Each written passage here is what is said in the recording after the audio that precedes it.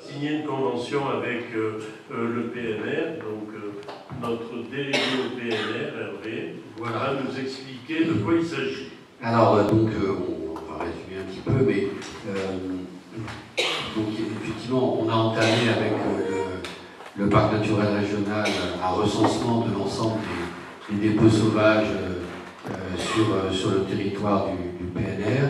Et donc, ce recensement a été fait en début d'année au Bossé, essentiellement par la police municipale, les services techniques, mais aussi la réserve communale de sécurité civile. Et donc, sur l'ensemble des 26 communes, il y a plus de 140 sites de dépôts sauvages qui ont été recensés, dont la moitié, malheureusement, sont sur les communes du Bossé, de Signes et du Castellet. Donc, on est particulièrement impacté par ce problème.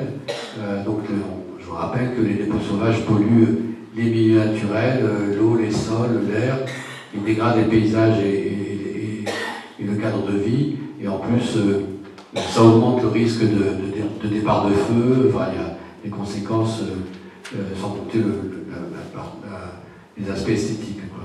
Et donc, on a, en juin dernier, engagé une vaste opération de nettoyage de ces dépôts sauvages. Pour le Bossé, c'est plus de 30 tonnes de déchets qui ont été collectés avec les moyens techniques de la commune. Et donc, avec les moyens techniques et les moyens humains de la commune.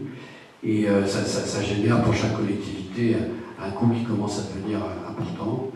Alors donc, après ce nettoyage, il faut essayer d'éviter que ça se reproduise. Et donc, il y a plusieurs outils. Le premier qui est le plus immédiat, c'est ce qu'on appelle la mise en défense, c'est-à-dire dans les sites qui sont régulièrement l'objet de dépôts sauvages, c'est soit de mettre des grosses pierres ou des obstacles au passage des véhicules, ou soit par des fossés.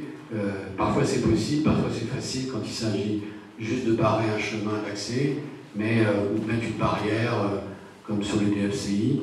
Mais quand c'est des zones qui sont assez étendues le long d'une route, c'est assez compliqué. Et puis quand c'est des terrains privés, il faut obtenir l'accord des propriétaires.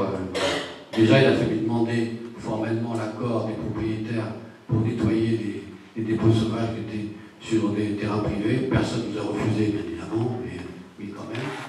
Et donc, un autre moyen, c'est d'utiliser ce qu'on appelle des pièges photos, hein, c'est des caméras à déclenchement automatique, pour essayer de capturer l'image des contrevenants et identifier les plaques d'immatriculation et de pouvoir dresser un procès verbal sur la base de ces images, donc de vidéosurveillance.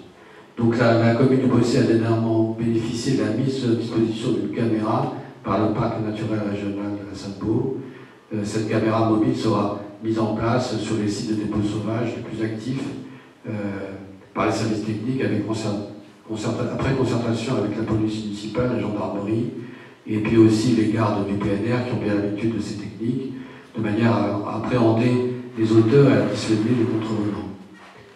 Donc pour l'instant, le site d'installation n'est pas choisi, il s'agit pour l'instant de signer la convention de mise à disposition, et il faut rappeler que le dépôt de déchets dans l'espace public sur terrain d'autrui est absolument interdit, et pénalement, chaque producteur de déchets est responsable de ces déchets, des conditions dans lesquelles ils sont collectés et éliminés.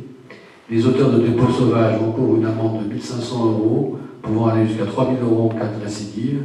Et les entreprises, quant à elles, s'exposent à 75 000 € d'amende et 2 ans d'emprisonnement.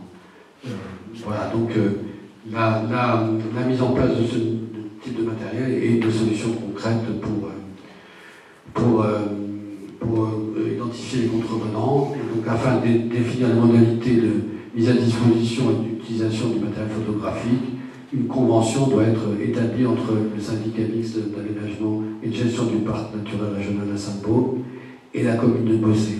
Donc pour l'instant, il y a un appareil photo à déclenchement automatique.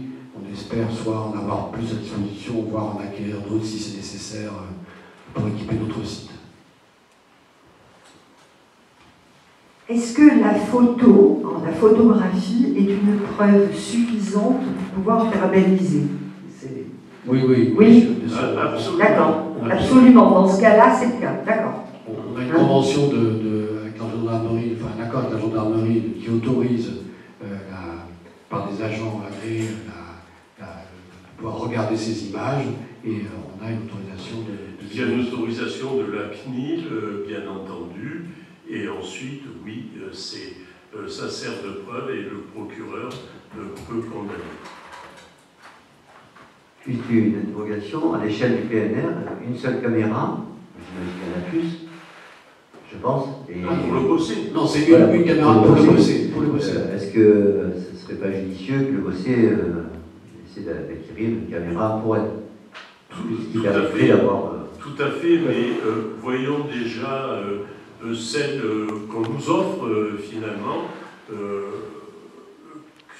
à quoi elle sert, enfin, son efficacité, voilà. Et ensuite rien ne nous empêche effectivement de nous équiper, parce qu'on a notamment, on nous a signalé tel ou tel point, d'ailleurs, point d'apport volontaire, ou parfois même des entrepreneurs indélicats déposent des matériaux.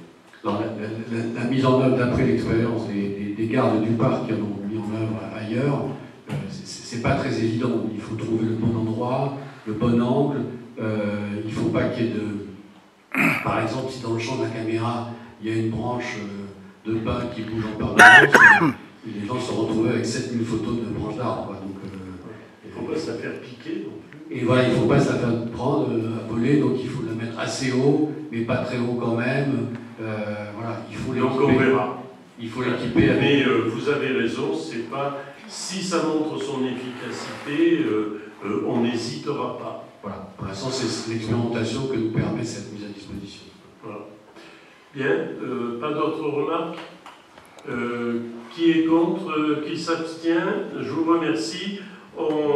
L'heure avance, mais on passe au pass culture, qui est encore un point très important.